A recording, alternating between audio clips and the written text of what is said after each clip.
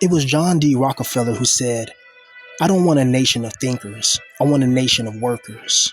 And you can see this ripple effect throughout today, where you have millions and millions and millions of people in America, and hell, billions of people around the world who pretty much the limited time on earth and the only life we get, we have to trade it and exchange it for money.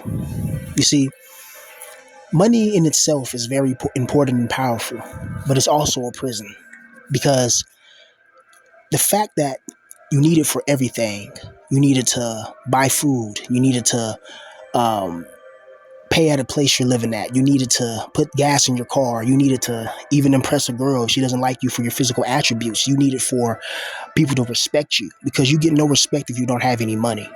You know, you can be the most evilest, grimiest, cruelest person in the world, but if you're a billionaire, you're some multi-millionaire, people will kiss your ass. And if you're somebody that doesn't have a penny to your name, people will disrespect you, people will attack you, and people will mock you, and people will always talk crap about you, you know, everywhere you go. School, you know, if they find out that you're going to school and you're a certain age and you don't have a car or a vehicle, or, you know, you're facing some type of financial turmoil, they're going to try to attack you and put a target on your back. And it sucks, but that's just the way it is. Now, I think it's Gen Z, that they have a problem with reading comprehension. And I find that just crazy because, you know, I've never really had a problem with reading or anything like that, you know.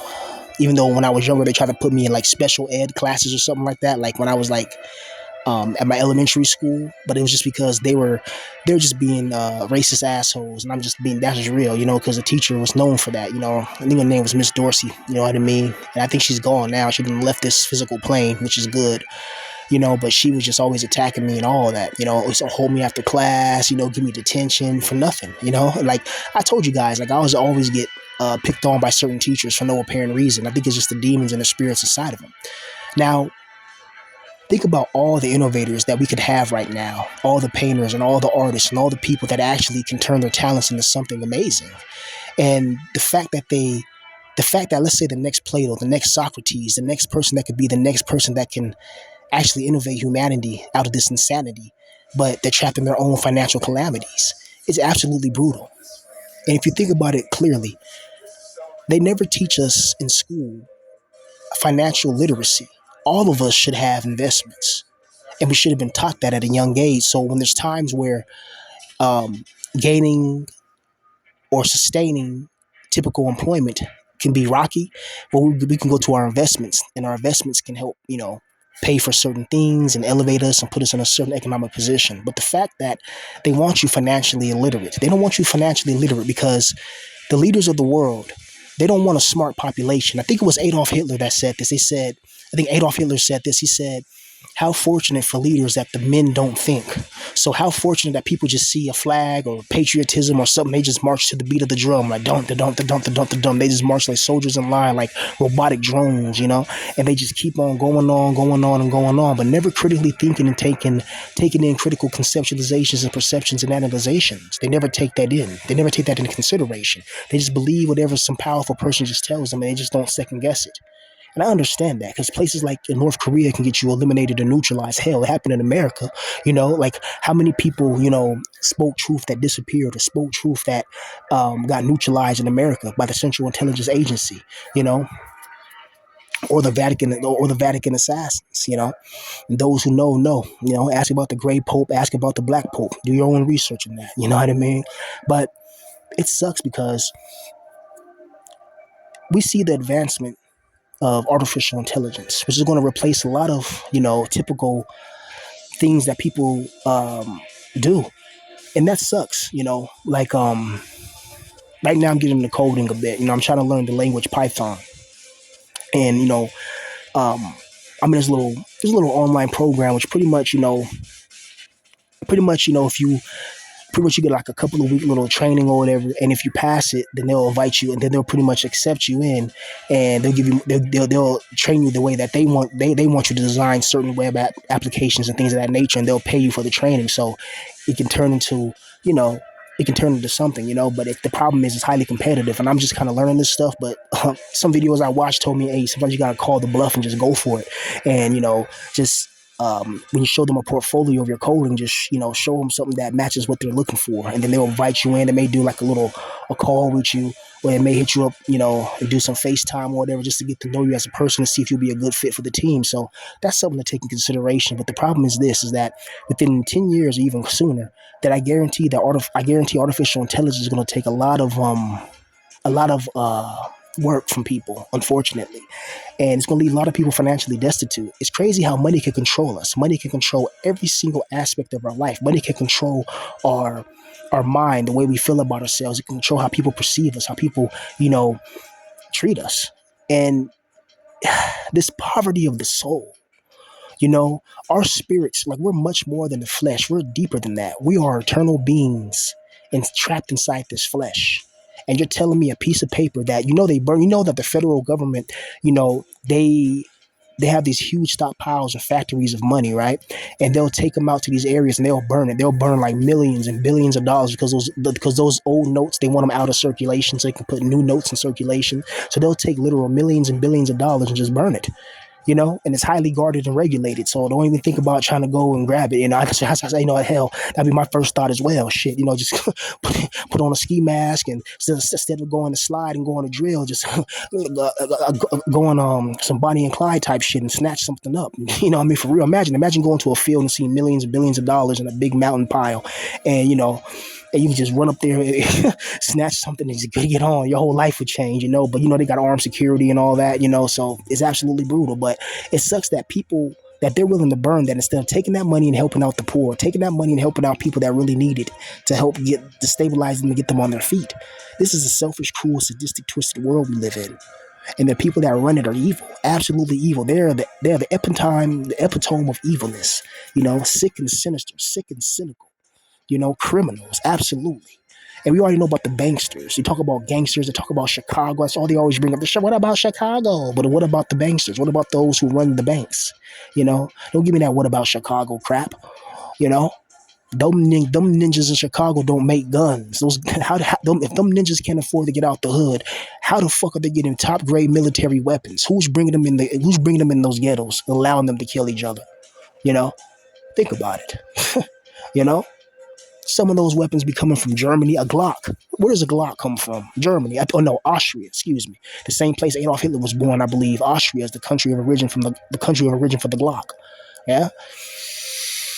So basically, it just sucks that we have a lot of people with talents and attributes that can be utilized, but yet they have to suck that in. They have to hold it in. I talk to so many people that would hit me up, email me, and just tell me like what they do, from writers, the painters. Hell, I even had this one person that was something to do with those those stage plays or whatever, those live stage plays or whatever. And he was telling me, even amongst that, you have like some of the managers or some of the people at the top, you have some of them that are genuinely good and talented, and they're artists to the core, they're salt of the earth type people. But you have other people that just got their position, they got their high position due to nepotism. They don't know a damn thing about stage play or theater. They don't know anything about script writing or scene transitions and none of that, but they're in a position of power, and they have to respect that. I always believe that you should be able to do what you truly love for a living, because it's gonna help your mind out, help your soul out, and it's gonna help your grind out. When you're doing something you love, you're gonna do it all the time, and you're gonna master it. If LeBron James was forced to be, let's say, a train conductor, he may be able to be a train conductor, right? But that's not utilizing his fullest potential to the fullest capacity. LeBron James needs to be on that basketball court, dribbling that ball and making hundreds of millions of dollars, because that's his fullest capacity. And even beyond that, it sucks. It really sucks that this whole world is ran as a prison, it seems. Point blank period. If you really look at it precisely and concisely, you can clearly see it. If you have $10,000 in your bank account, the Federal Bureau of Investigation is automatically notified. What is that shit about? But when they create some secret bases like Area 51 from the Black Budget program or the Black Budget, they don't tell you anything about that. They make secret bases and spaces on the ground, and they don't tell the public anything. They say, Go watch the baseball game, go watch the football game. Oh, it's almost Halloween time, like to keep you distracted. And all of these Halloweens and all this shit is satanic. It all leads back to ancient devil worship. It is. You know what I mean? If you look and do the investigation yourself, all of it. It sounds ridiculous because most people are not educated in the occult. They don't read occult books. They don't read certain type of knowledge and things like that. They keep their minds in a box. You have to expand your mind, and you expand your mind by reading things that challenge your mind, challenge your beliefs, challenge your understandings. Because when you stay inside a particular box and you see it falling all around you, and there's no growth, there's no spiritual development, there's no inclinations or propensities or intensities, you're going to be trapped. And it's going to be a devastating effect that's going to take place in your life. So these elites that run the world, man, they really don't give a damn about the average person, the average Joe. They want us all as slaves. I mean, John D. Rockefeller has said it himself. I don't want a nation of thinkers. I want a nation of workers, pretty much a nation of slaves. I want them to be smart enough. I think, what's that one guy's name? Was it George Carlin? I think he made an excellent talk about this, and RIP to him. But he was saying that they want you smart enough to press the buttons, but dumb enough not to question anything. Because when you start to question anything, you start to wonder, hey, what's on those Epstein files? You know what I mean? Hey, why do billions and billions of dollars go to Israel all the time and they don't go to the creating and building the infrastructure of the United States, actually uplifting it? There's some roads in the United States that look horrible. There's some towns and cities in the United States that look like abandoned, places in Far Cry 4. you know, you know, or not Far Cry 4, Fallout 4, excuse me. You know, I have Far Cry on the mind 'cause I think I just beat Far Cry. I just beat Far Cry 4 for the first time, So and so when you have places in America in modern day that look like Fallout 4, you know what I mean, or Fallout 3 or Fallout New Vegas, when you have places that look like that in America, it's just like, okay, you guys can build a multi-billion-dollar weapons defense system. You can have all these missiles and nuclear capabilities and capacities, but you can't help out the regular person. I think people below a certain economic status, they should be able to have government funded small tiny homes. They should cut down some forests, cut down some trees, and get these people who can't afford anything, who can't afford a full house, me included, of course, who can't afford $500,000 or $2 million for a house, and put them in tiny homes. Tiny homes are cheaper, more affordable. And the government should have a thing where people in a certain tax bracket are able to have their own little mini land. I ain't saying a big land, but just a front yard or something like that where you can plant any crops without government rules, regulations, or restrictions. Because what if the zombie apocalypse happens, right? Let's be real. Do you think I'm just talking out my ass? You don't think these wizards and devils have things in secret? Do you know what was it called? You can look online, the zombie manual. It's not a joke. I think it was who was it? What government organization? You can Google what I'm saying. Google the zombie manual, and they have it. And if you read it, it's dead. They're talking to you like they're dead serious, or whatever type of virus or any type of thing they're working in secret. There's mysteries and secrets. There's a reason why certain places they don't allow you to go. There's in the Grand Canyon they have like these cities inside these mountains. Yes, you go inside. Google what I'm saying. Let me tell you something. When somebody tells you something that sounds unfamiliar to you, and they're not giving you sources to look up so you can see exactly what they're talking about, you don't have to listen to them. But when I tell you something, I give you where I got the information from so you can see, validate it, and verify it and authenticate it yourself. So you can Google Grand Canyon cities in there, and it's not there. And they found bones of giants and all type of things that they hide and they get hush hush about, deep underground tunnels.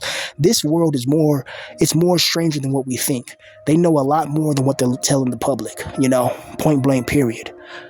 See, most people just wake up and do their everyday routine, whatever their routine is, whatever place they are in society. They don't really understand that there's a whole world out there. If there are monsters, cryptids, and monsters and demons and things like that, besides people, they're out there. Just because you haven't seen something with your own eyes, even though I believe seeing things with your own eyes and hearing them with your own eyes, I've heard and seen things with my own eyes that were supernatural. So I hear people tell their stories. I can tell who's lying and who's telling the truth. You can just know what's real, man. You can feel realness. You can feel energy. You see, take away this, man. Everything's about frequencies, energy, and vibrations. You can feel people's energy. You can almost feel what they're thinking, whether it's negative or positive. Point blank, period. At least I can, because me being a Pisces or whatever, I'm very sensitive to emotional fluctuations. Point blank, period. you know. But keep your guy's head up, man, and keep on creating, man, and don't let this world break you down, and don't let this world stop you. Don't. God damn it. Did I stop, when I got kicked out and doxxed by some random racists online? You know, some guy, some vampire in creation, some random guy who lives in America somewhere, you know, who just gets obsessed. No, I'm still creating, I'm still making beats, and I'm still trying my best, even though I got everyone that's against me. You know, I feel like Nazi Germany in 1945. You're surrounded on all sides, and you got to fight to stay alive. Yeah, this world is brutal.